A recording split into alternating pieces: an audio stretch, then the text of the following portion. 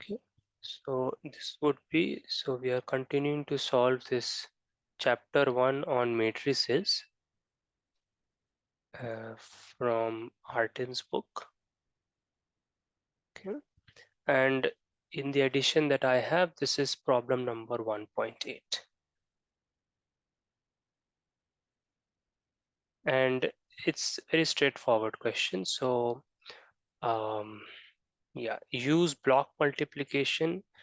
Yeah, so you would not know what is block multiplication or matrices maybe. So let me introduce that. Okay, block multiplication of matrices. Once this is understood, then the problem is just a calculation. So do any one of you know what this can mean? What is this about?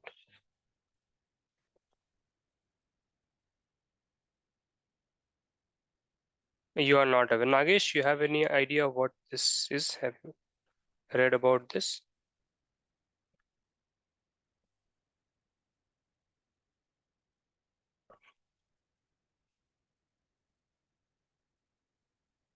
Mm-hmm. Okay.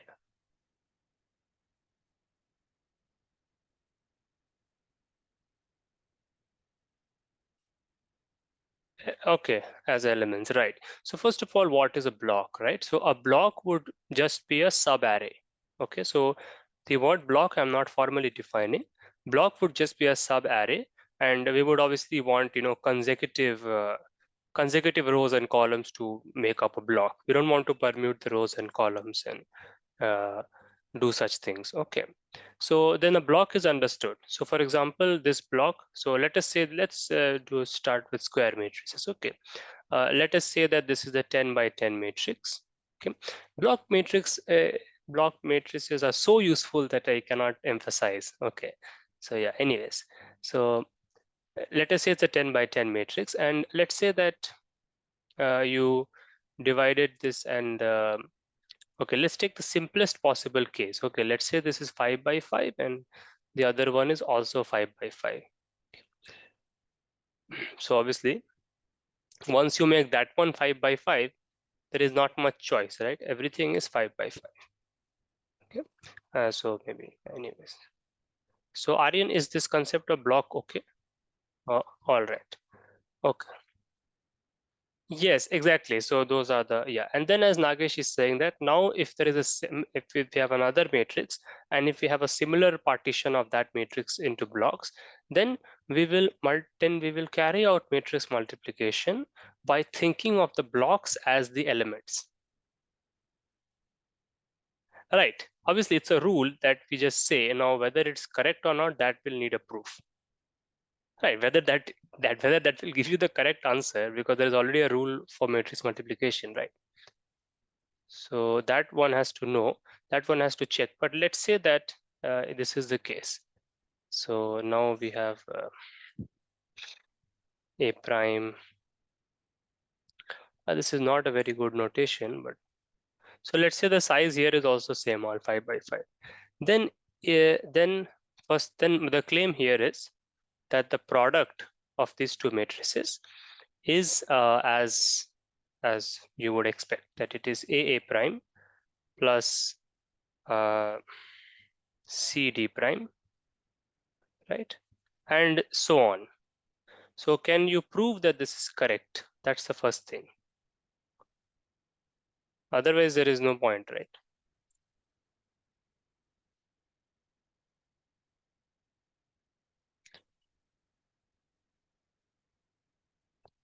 So the way I'm writing it, that should be clear according to the principle that we said. But whether it is correct or not, that we have to check.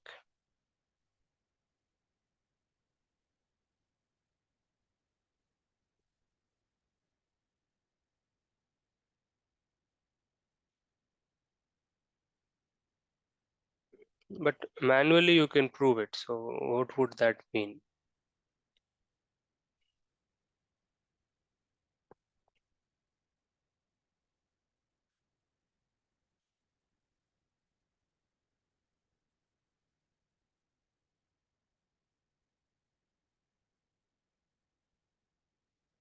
Hmm.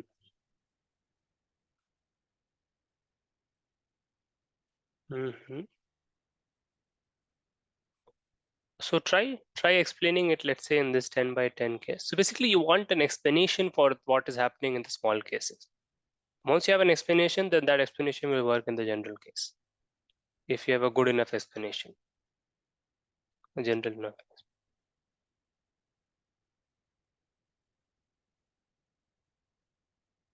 So what should be the way to go about this? And yeah, let us see. I mean, I don't think this is difficult, right? You just say that, okay, I will take the, so let's just give these things names. So X and Y, right? So if you just say that, I will take the, I will consider the ijth entry in the product XY, and I will show, and let's call this Z, right? So all you need to show is that this is equal. So why don't you try to do this?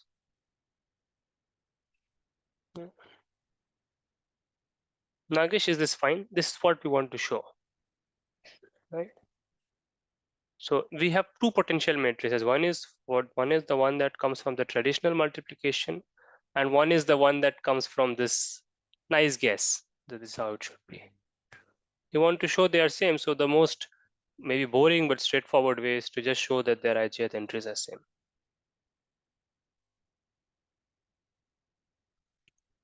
There would be better ways to do it, but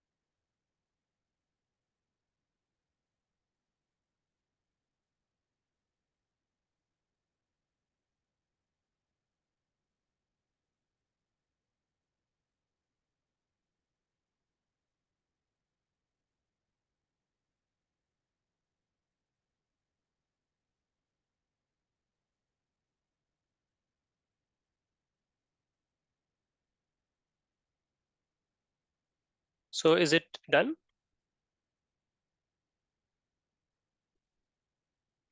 Hmm. Okay. You may have to make some cases whether I is less than 5 or j is less than 5. Or,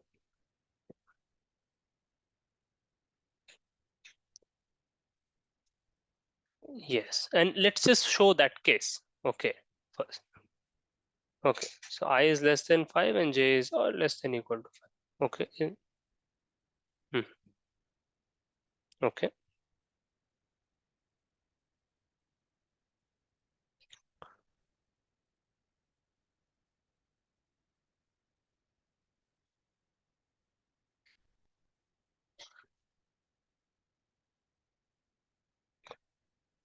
So let's write the ijth entry.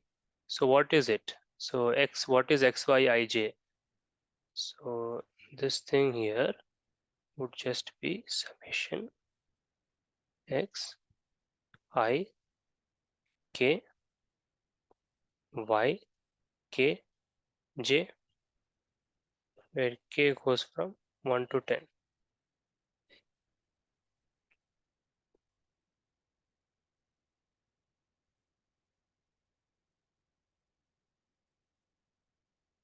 Right. So we just took the xth row and the yth column and the ith row and the jth column. Okay. And so that is what we got in the ijth position in the product. mm, I mean, no, so yeah, we took the ith row of the first one and the jth column of the second one, right? And this is what you get. So can we show that you will get the same thing here? So that is very simple, right? You just look at the, sorry, yeah, k will go up till 10. So you see, what we are trying to do is to show, okay, we are trying to first compute the ijth entry in the regular product, right? So we are calling this matrix X and this matrix Y, and we're taking the regular product, okay? And we're taking the ijth entry with this assumption, I less than 5, j. You can understand that's a reasonable casework to make. That simplifies the reasoning is uniform in that case. Okay, so you do that and you write this entry. Now, Aryan, can you explain why it will be this? Now we want to show that the Zij is also same. Now, what is Zij? Zij is nothing, right? Zij is just, it's basically a kind of bookkeeping that you're not used to. That is all. It is just this plus Cdij. That is by definition, right? And you can show it is the same thing, right? Because here the summation will happen till 5, and there it will happen so on, right? So here it would be what? So A is 5 by 5. So we will start with the ith row and the k, and yes, yes. Oh, I think you just joined. Yeah, you got disconnected. Okay, no problem.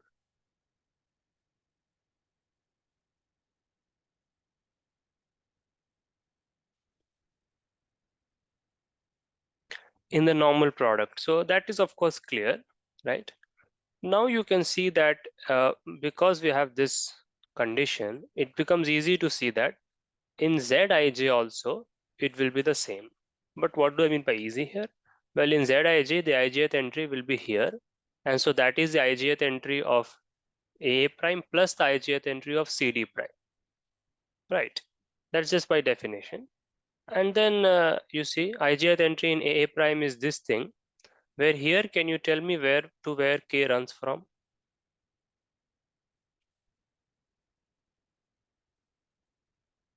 5. Yeah, should be 5, and it is 5. That's good. So one should know what it should be also before proving it. That's a very, very important thing.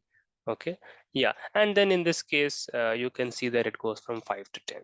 Again, because it should be, and you can see that k if you take. And so you then its summation is same because aik is equal to xik when, so, yeah.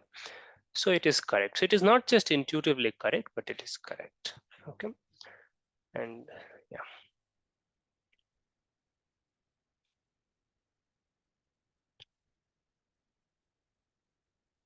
You don't need a hard copy of the book, certainly you can.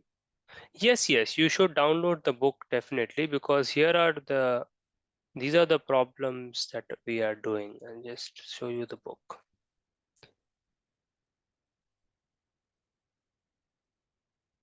You may or may not read the chapter, but you should at least solve the problems. So you can see the book.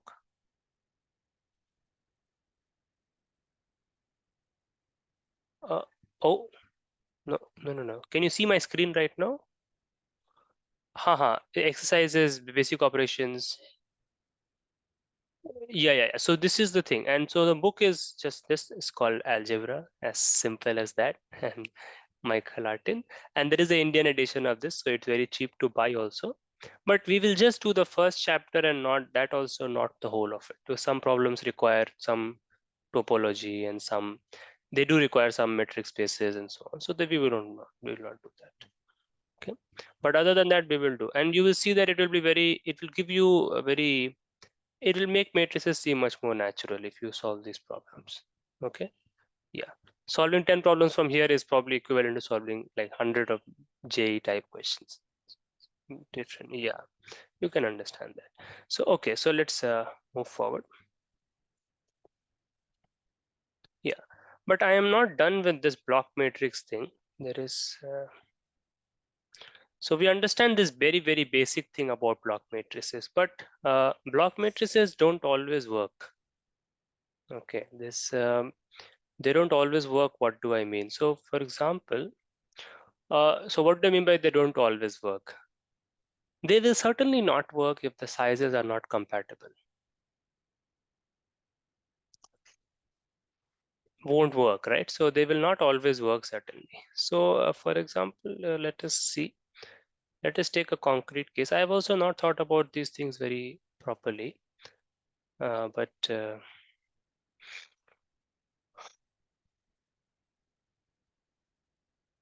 let us see. If we have this 6 by 6 thing and we make like 4 by 4 here.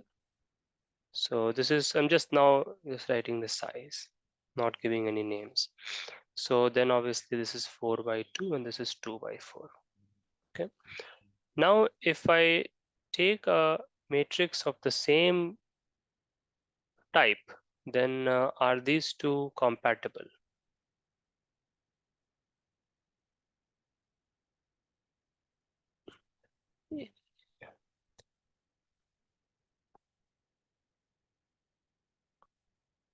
Are they compatible? Yeah, so you're saying blocks should be the same, but they are compatible, right? Clearly. Nagesh, you can see like the proof is also not forgetting the proof. You see, the statement can at least be made along the same lines, right? Yeah, because this can be multiplied. So I mean, so this can be multiplied with this, no question, and this can also be multiplied with this, and no question, right? Nagesh, is that something which is fine? Right. So that's the important thing, that here the sizes are compatible. Okay, and it really happens in a nice way, right? Because this was 4 by 2 and this 2 by 4, and it works out, right? And the proof is similar, so I'm not doing the proof. Okay, yeah. But you can write the proof. Yeah.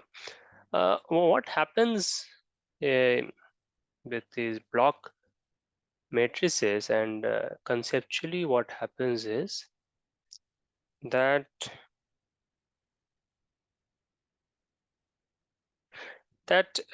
like matrices sort of represent functions between spaces. Okay, so for example, if you take a 2 by 2 or 3 by 3 matrix, take a 3 by 3 matrix. If you input a column vector, which means just a point in three-dimensional space, the output is also a point in three-dimensional space, right? And that output, how is it? Just by multiplying the matrix with that column vector, right? So matrices represent functions, okay? And it represents special kinds of functions, okay? Obviously, why are they special? Because if a function from R3 to R3, which means it takes three, you can say three inputs and gives three outputs, right? Or just a takes point in R3 and gives out point in R3. A function like this, which is coming from a matrix, is very special, right? Because it is, at least if you forget geometry also, then it is at least special in the way that it is determined completely by 9 numbers. Right, because those 9 inputs will tell you what the function is. So in that way it is special, right? But then what happens later is that we want to look at matrices in which the entries themselves are functions. Okay, we want to look at matrices in which the entries themselves are functions. Okay, so in a way it's like we want to look at functions between two spaces. Maybe I can just say it in a very simple way. That's better. It's like suppose you want to look at function between 10-dimensional space to 10-dimensional space, but you know that, for example, that the first 8 dimensions are sort of special in some way. Okay, and then the other 2 dimensions are special in some other way.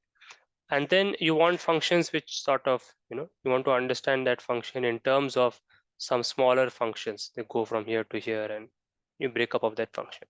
And then the matrix that you'll make, if you represented this by a 2 by 2 matrix, then each entry will itself be functions. And there, to understand such things, block matrices become very useful. And block matrices these facts can be proved from those facts also, but yeah, but probably but these are like a lot of proofs about determinants and identities sometimes need you to look at block matrices. Okay. Anyways, so what do we understand here?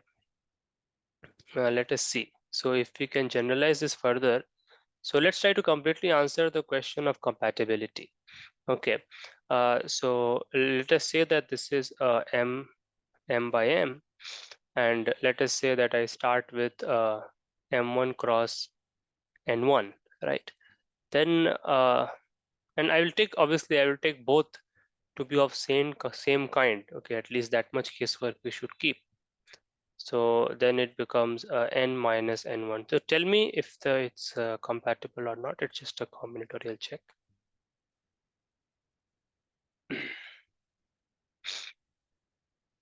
It is not compatible, right? Unless m1 and n1 are equal.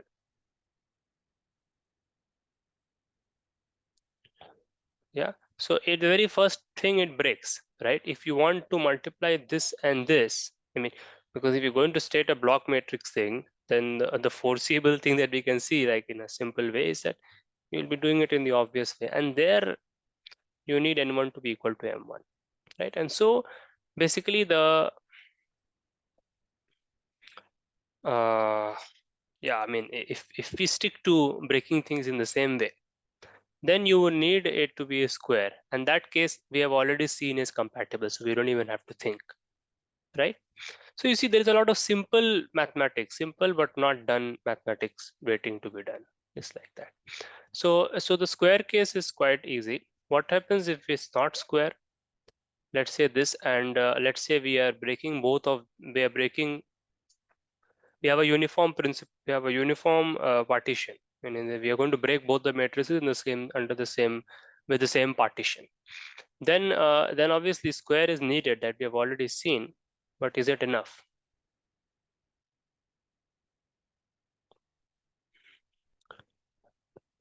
Yeah, that is certainly there. Okay. Oh, I mean, no, no, no. Right, you got me there. That's correct. Yeah, this doesn't make sense. Should be n cross m, because a square case we have resolved, right? Under the assumption that we are breaking them with the same. Otherwise, then things become more interesting. Then that goes into some combinatorics maybe. Yeah. But if it is m cross n, then this is n cross m. Then and we are breaking both with the same in the same scheme. Then does it work? I mean, obviously, if we are breaking them in the same way, then this will also be need to be this. Uh, I don't think it will work, right? N cross M1. Yeah, I mean, we don't even have to. Yeah. Oh, okay. M1 has to be less than N. It has to be minimum, less than the minimum. Hmm. Hmm. Yeah, let's see.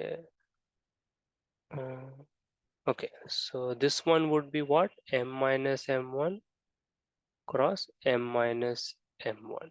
Right. Yeah, that is correct. Or no, that's N. No, but you see, it does not work, right? Because just by the same reason, you would also want this to be a square.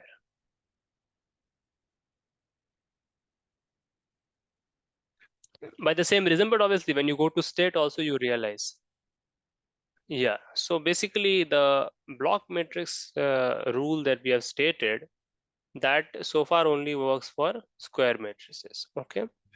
Yeah, so it means that if you want to study block rules, if you want to come up with, or if you expect any rules of block matrix, block multiplication for non-square, okay, then the partitions cannot be uniform,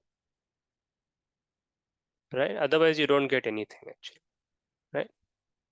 Cannot be uniform. So yeah, what can they be and so on? I don't know. Okay, so the point here is that usually when the matrices are not square, then the multiplication is not very interesting. For certain mathematical reasons they are not interesting. Okay, yeah, anyways, so we will leave this.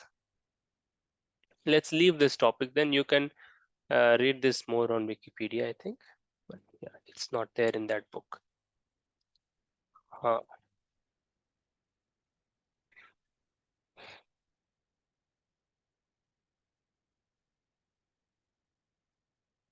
Hmm?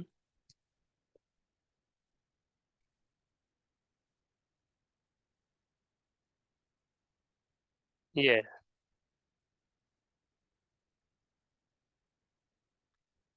yes, yes, yeah. Rakesh, do you know about this? What Aryan is talking about? Kind of. Okay, yeah. So there is, so these things are there where you want to minimize the number of operations needed to multiply two matrices. So in fact, Nagesh and me and one other person, last time we were counting. So last time, how many multiplications and additions you need? Obviously, if you do it in the usual way, then you need some number which can easily be calculated. Yeah, so number of rows times number of whatever, that can be done, some nm square or something like that. So that is there, but then the first mathematical realization comes that, well, not all the multiplications are independent, right? That's the thing. It's like you have the same rows and same columns which are repeatedly come, so there is a relation, and so there is a chance to reduce the number of multiplications. That's the first thing, right? And then people reduce it. Yeah, yeah. I have closely followed that thing for a long time when I was doing theoretical computer science. Now I'm sort of not doing it. So yeah, so yeah, the number of multiplications, as you were saying, kind of they reduced, and but I think they have proved that that it cannot, like, there's also, like, the reduction thing is sort of not very interesting for me. Okay, so I think 2.8 was there, that this can be done, as you're saying, by block matrix. Maybe someday I can try to present this to you outside a class thing, just as a presentation. Um, that this can be done, like, so you have to do some block thing and also some discrete Fourier analysis. Okay, it's just complex numbers are roots of unity. Don't go by the name. Okay, so that thing, that, and then there are reductions of it. Okay, but um, what do I say, right? So reductions, you understand the number of time complexity, number of steps needed, and they have reduced it. So what was the last thing you saw? 2 point. Ha ha ha. 2.8. Uh-huh. Yes, yeah, the lower limit is n squared, yeah, right. And then there are some other, yeah, right. And I think, and now, so what happens nowadays is that when the new results come out, it's like it is this, it is this, and then basically the improvements are also getting slower and slower, as you would expect, right? So it is this, and then the next guy would come and it will say 5.9, 5.9. It gets like the improvements get slower and slower, and yeah, so this is one of the things, and yeah, and then these are the theoretical limits. There are many things in this which I sort of forget. This is also related to what is called polynomial identity testing. Okay, PIT, polynomial identity testing, and polynomial. This was also a topic which I had studied extensively, but I sort of have not touched it for 4 years, I think, around. So this, what would this be? So this would be like you given a polynomial in, let's say, um, okay, let's say given a polynomial in one variable. Okay. And obviously, if the polynomial is given to you with the coefficients and everything, then there is nothing to say, right? Basically, identity testing means that you want to know if the polynomial, and you can go back, and I'm just saying all this because you can just go back and just read about it a little bit, or just watch some pop. I mean, I'm not, but you cannot understand the details now, but you can just watch some easy videos also on it. There will be many on YouTube. So probably I should also watch to just get to start to think about these things, maybe. Yeah. So polynomial identity testing would kind of be like, so you have a polynomial and you want to know if it's identically zero or not, whether it's an identity. Right. So like if the polynomial is two variable like x plus y whole square minus x square minus y square minus 2xy, you know that is zero. But it is not trivial it is not trivial that it is zero, right? Unless you expand it, it is not trivial that it is zero. Obviously, I mean that's a small thing, but more complicated ones. So basically, whether a polynomial is zero or not, it may not be completely obvious unless it's given in terms of completely expanded in terms of the monomials and the coefficients are given. Then all the coefficients will be zero. Okay. So if the polynomial is given to you indirectly, so what would be an indirect way to give you a polynomial? Maybe something like a black box will be there and it will say, okay, I'm giving you the polynomial in the sense that you give me an input and I will tell you its output. Then how would you test whether a polynomial is zero? If it's a one variable polynomial, then you may somehow by some values you may get an approximation of its degree. That can be done, right? Roughly how much it is at large values, you would understand roughly its degree, and then you would roughly ask it that many inputs kind of. And if he tells you in that many inputs it's zero, then you would know that it cannot have so many roots, and so it is zero. Right. So basically that is easy. One variable case is trivial. You can ask some n square questions or something and you would know that the polynomial is zero or not without knowing it in the coefficient form. Okay. But if a polynomial is sort of two variable, three variable, then a two variable polynomial can vanish at infinitely many points and yet not be zero, like x square plus y square minus 1. Cos theta sin theta is the roots of that, right? X equal to cos theta, y equal to sin theta. So then unless it is given in terms of coefficients, you would not know. Now in that case, if the polynomial is given to you indirectly, given to you indirectly has many kind of many ways. Some circuit, it can be given as some circuit, some kind of a circuit, arithmetic circuit it is called. Then how do you know it is zero? And that has a major thing, and that uses all sorts of probability, randomized algorithms, whatnot. Okay. But it goes into a lot. Now these algorithms, these get a little boring because they just change a few things, but the lower bounds are sort of interesting because there you have to make some mathematical constructions and show that you cannot do it in less than this many steps. So these two problems are very much connected, and they are a lot, like there are a lot of lemmas in this which are very mathematical, like Schwartz-Zippel lemma, and they use a lot of pure probability. Such probability is so pure that they are then used in functional analysis. Okay, like dense, that a set of polynomials is dense in the set of all continuous functions. The same probability ideas are used in both these things. It's some remarkable things. In fact, few days back I was watching some recent development, and there was some talk in Institute of Advanced Studies, so they stream it on YouTube. So I was just watching. I watched first 20 minutes and I stopped kind of because then I couldn't understand. So yeah, it's a very interesting, very interesting area. Yeah, but I have used block matrix multiplication in in other ways, in some very different ways. Okay, everyone I'll share. I've written a few things on it. So there was one theorem which sort of I found an elementary proof of. So I wrote that in the thesis presentation for my masters. So anyways, I'll share that with you later. But anyways, yeah, let's move on. So basically now this problem of Artin is just telling you to check the multiplication. So we will leave it. Yeah, now the question is this. Let's see, this may be an interesting question. Yeah, so let's see, we'll just try to streamline more. It's a little bit. Yeah. So now we will go into, but yeah, this is just to, you can just go back and have a look at these things. Yeah.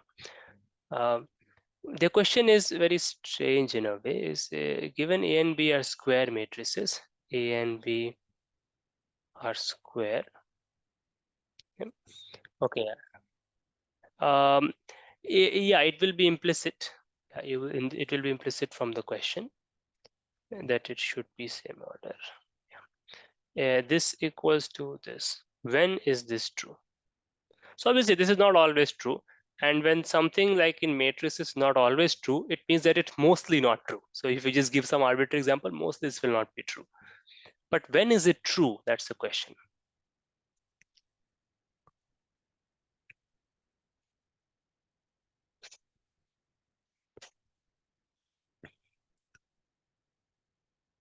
Hmm.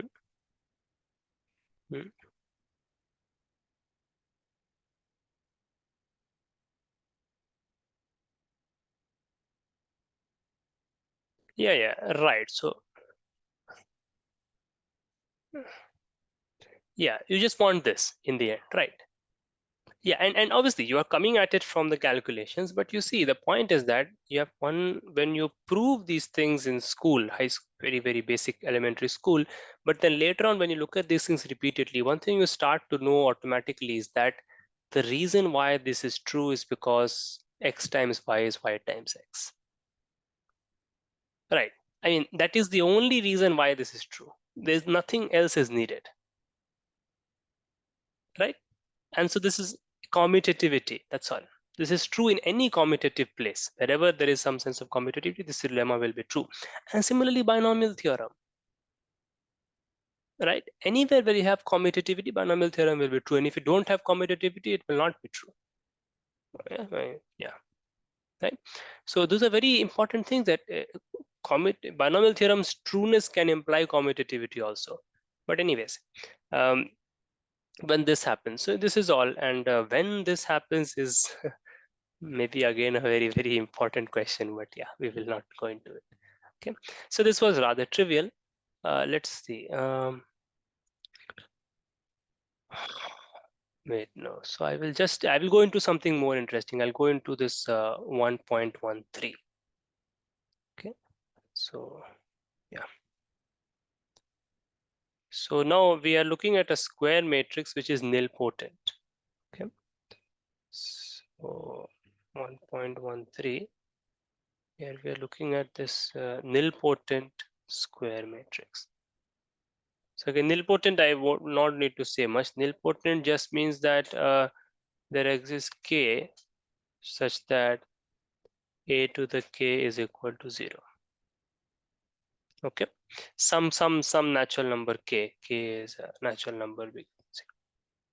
Okay, and now we want to show, and this is very nice, show that 1 plus a, which here the 1 is the identity matrix in all sense of the term, is invertible.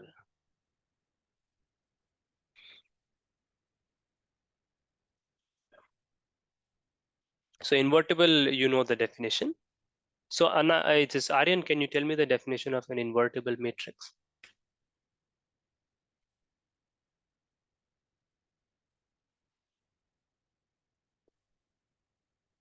Okay, that's a big fact, I suppose, why that is true. But um, has an inverse. So what is an inverse?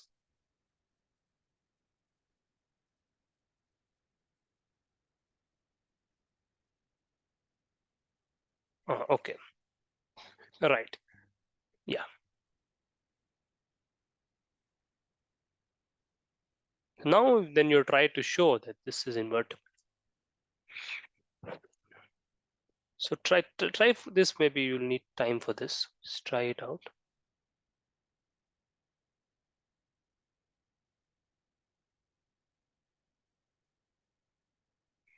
Yeah. You can try small cases and so on. Yeah. So just give this a try. I will just be back in 2 minutes.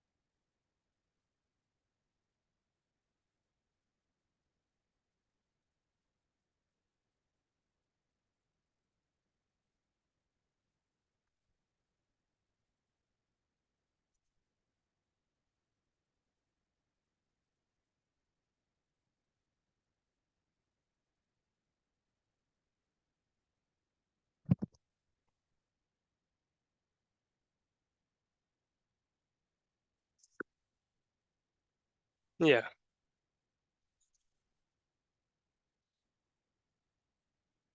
Okay. What's a proof of existence?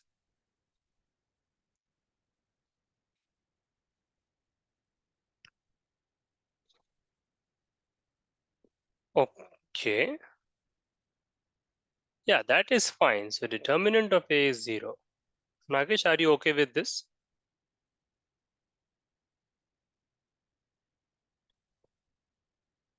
That is okay. Yeah. Then,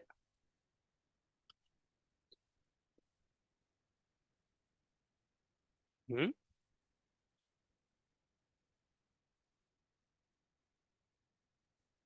why?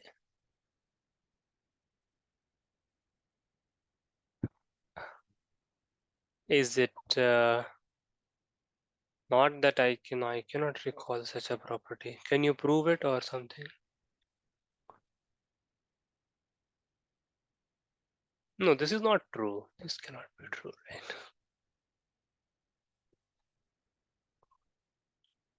Yeah, this is certainly not true. You can give exact counterexample. No, like maybe this is true for when this particular thing is I. But if it is not I, then it is certainly not true, right? So this one in general is not true. This one is certainly false. It's false.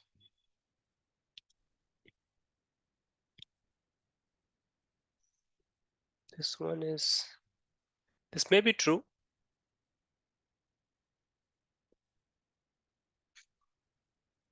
but it may be hard to show. Yeah. Oh, okay, okay. No problem.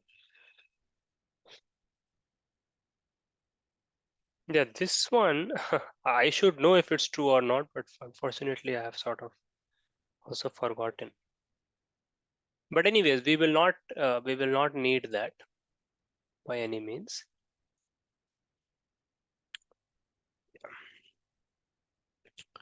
Um, yes. So you see, in a way, you want to take some inspiration from, like, so you want to just go outside the rules of the game. So you want to make sort of, you want something like this, right? You want to show that this exists, right? So this is not this is like a rough work, right? You want to show that this exists. So if this exists, then what is this? So you can use geometric progressions, right? If this exists, then this is this. Again, this is not correct. This is just correct in spirit, right? Yeah. So your guess should be that the inverse of this is this quantity. But again, you don't have to worry about the infinite quantity because, yes. So you can just make your prediction about what the inverse is, whatever k minus 1. And then to prove that this is the inverse is very, very trivial because you just multiply with this and you show it is true. That is nothing, right? But guessing the inverse, you see how we do it. We go a little bit outside the rules and we can come up with the inverse. Okay. So this is a trick, uh, and what to do. This is just a trick, but it's very, very far-reaching trick. Okay.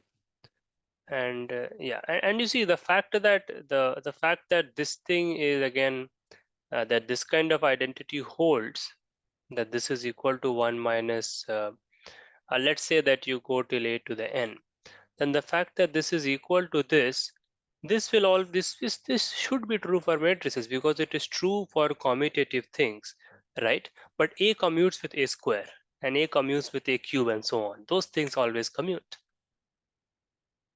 So that goes back to the previous point, right? That all those algebraic identities we prove, they only rely on commutativity, right? In a way, right? And here commutativity is not a question because you only have one matrix in the question. The other matrix is I, but I commutes with A. So this kind of thing also should be true, but of course that's not enough. You can just show it explicitly at this level. So that is it. Yeah. Uh, yeah. This is this other question. Whether this maybe I will think about. I will not think about it now. Okay, think about it next time. I'm a little bit in a rush today.